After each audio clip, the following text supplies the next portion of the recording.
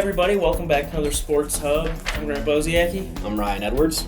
All right, we got more basketball. It's been rolling this year. Well, first off, we're just going to mention a little quick few things that caught our eye this past week. Ryan, what caught your eye? The GNAC tournament went down on Tuesday and Wednesday. I saw the Kearney boys and Kearney girls play both consecutive days. The one thing that really caught my eye was Skylar Snyder.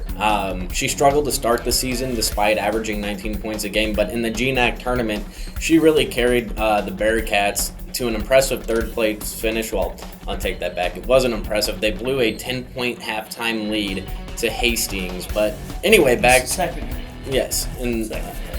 So what happened was she averaged roughly 23.5 points a game, which is absurd because the teams were that they were playing were double and triple teaming her, so she was still finding ways to get open. They put on a full court press to generate transition points for her, and it really worked out well. But in crunch time and that Hastings games, it really hurt them quite a bit. Yeah, it was.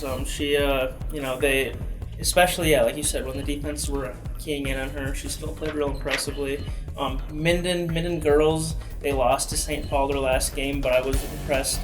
Just looking at the box score, I was very impressed. I'm going to see them on later this week, but Rebecca Stewart, she had 28 points, 28 of her team's 38 in the loss, so good work. That's real impressive. And then Corbin Hines. They moved on to, who am I talking about? Corbin Hines, Gibbon, I'm sorry. They moved on to 6-3 this year. They beat Shelton Tuesday night. Corbin Hines at 19. He's continuing on from his impressive football season. He's carrying that over to basketball, so real good work there. Now, what do we have that's coming up this weekend? We have on Friday, for me anyway, I'm going to be at Kearney, and I'm going to see both boys and girls games. They'll be taking on rival North Platte. The boys are 2-7 and have not had a good start to the season. And the girls are 1-8, and they will face off against a now unranked Kearney girls team in Class A. The boys are ranked number 9 in Class A, so it should be a good matchup and a good get you back into a rhythm sort of game for both teams. What I'm looking for this weekend or this Friday is for the girls to get back on track, to forget about that loss to Hastings. They've had a solid week of practice from what Coach Boyd told me today, and that they're really looking forward to getting back in a home atmosphere. Now, before I get to this weekend, can't get ahead of myself, I will be at the Kearney Catholic boys game tonight.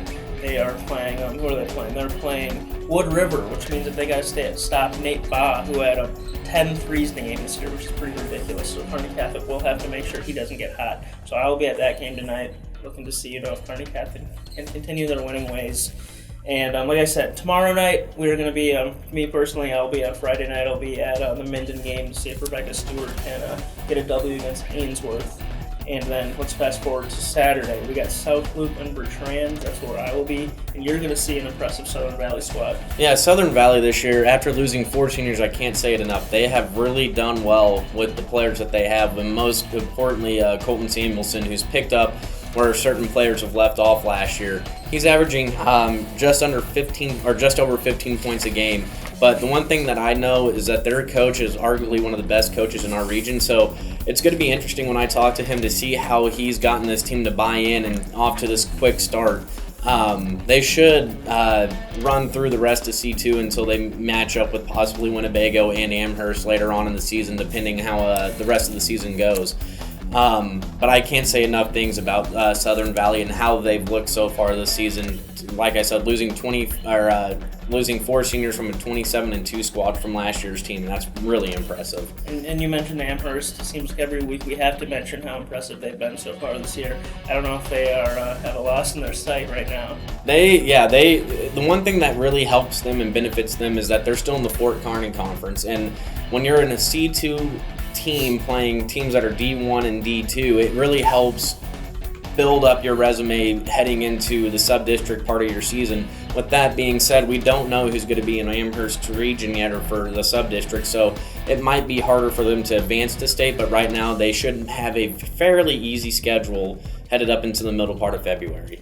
Lastly, before I forget, we are also going to have people at the SEM Axtell boys and girls games. That should be exciting. Axtell's had, their boys teams had a couple losses recently. One to Kennesaw that they think they should have won, and they can hopefully rebound, get a W tomorrow night, but they're going to have to stop Jason Lang. He's had a very good season for SEM. And another team that we won't get to see very much, it's because they're so good, is Kearney Catholic girls. The girls team is incredible. They're off to a 9-0 start. They've crushed everybody they have played. Their average margin of victory this year is 36 points a game. And it's not that they're playing bad teams. They beat a 9-0 North Platte team last week in the Kearney Catholic tournament, and they just blitzed them. They won 63-14. So a team that was 9-0 coming in to that game, and they just abused them. It wasn't right.